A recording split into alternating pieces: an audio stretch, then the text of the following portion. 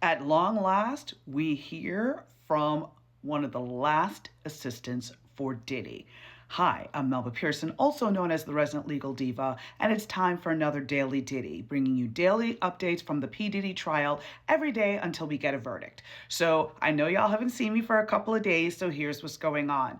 On Wednesday, there was a juror that was sick, so there was no court that day.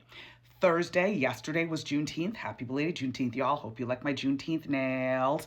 Anyway, yesterday was Juneteenth. It's a federal holiday, so there was no trial yesterday. So today, we started back with testimony. So first off, we had Brandon Paul. If you remember, he was a former assistant of Diddy's that was arrested on drug charges in Miami for carrying drugs for Diddy. He has been referred to as a drug mule, including by me, but defense counsel for Mr. Paul had some things about that, so I'll get to what his attorney said in a minute, but sum and substance of his testimony. So Brandon Paul came to work for Diddy as Diddy's personal assistant. So Brandon Paul played 2 seasons for Syracuse basketball team. So Diddy's team was like, cool, you can help do like fitness plans, food meal planning, and all of that for Diddy. Fine. So he gets hired, $75,000 a year is the starting salary. He ends up going up to about $100,000.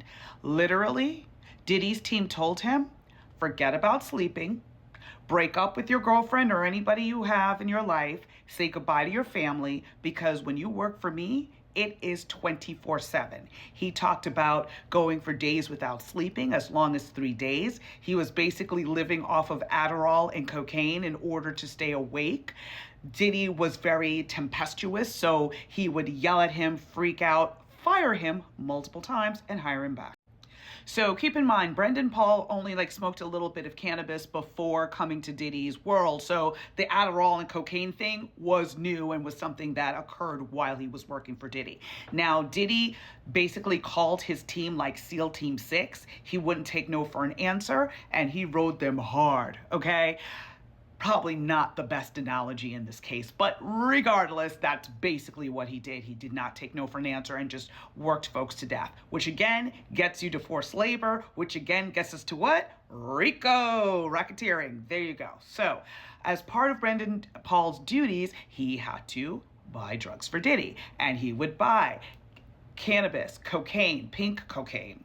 It's a thing, apparently. Ecstasy, ketamine, all of that was a shopping list. He met up with dealers like Guido, One Stop, Baby Girl, and Ovi. So yeah, he did all that to prove his loyalty for Diddy. So when he got arrested in Miami for carrying drugs that belonged to Diddy, he of course did not give up Diddy's name. He didn't snitch because he was like, I was loyal, that was my guy, whatever the case may be. Eventually, the charges against him got dropped.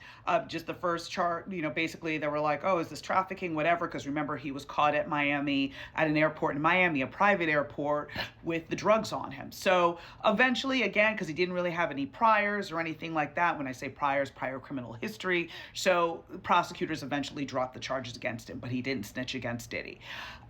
He basically, how he ended up with those drugs is that he said he was cleaning one of the hotel rooms or one of Diddy's rooms or something, ended up grabbing the drugs, throwing it in his bag, ended up then going on a family trip, and then that's how he got caught. Got questions. But anyway, he knew that all of these drugs was for Diddy's personal use. Again, drug trafficking, predicate, RICO, racketeering, boom. So on cross-examination, Brandon Paul was like, listen, I'm not a drug mule. And of course, his attorney came out afterwards and was like, he's not a drug mule. This was like a one-off thing. Okay, definitions may vary, but for now, I will no longer call him a drug mule. Okay, so there's that.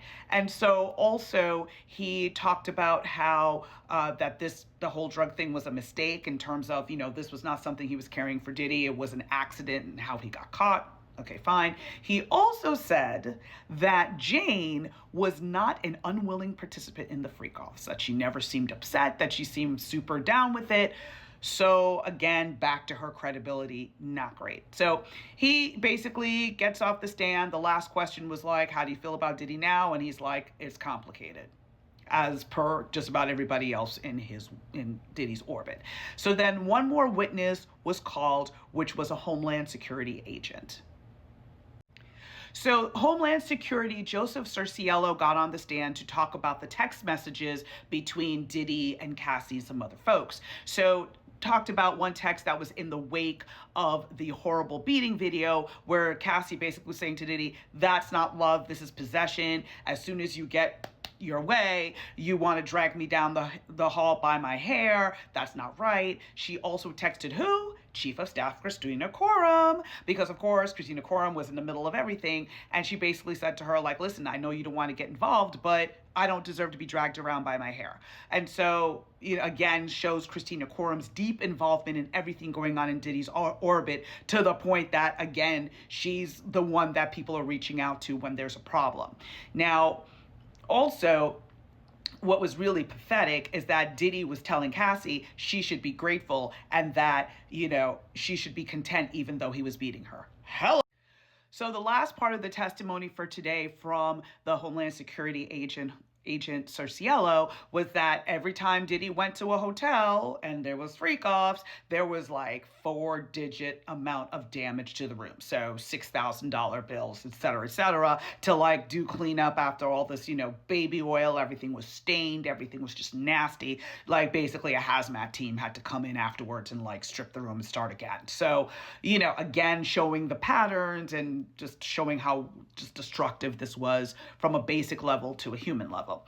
So that's it for today. The jury got released early because one of the jurors had a graduation. So they wrapped it up for today. It looks like the prosecution is going to rest on Monday. The defense says that they think they can get through their case in about 2 days. So we may be seeing closings by next Thursday, which is huge. So yeah, see y'all again on Monday. Have a great weekend.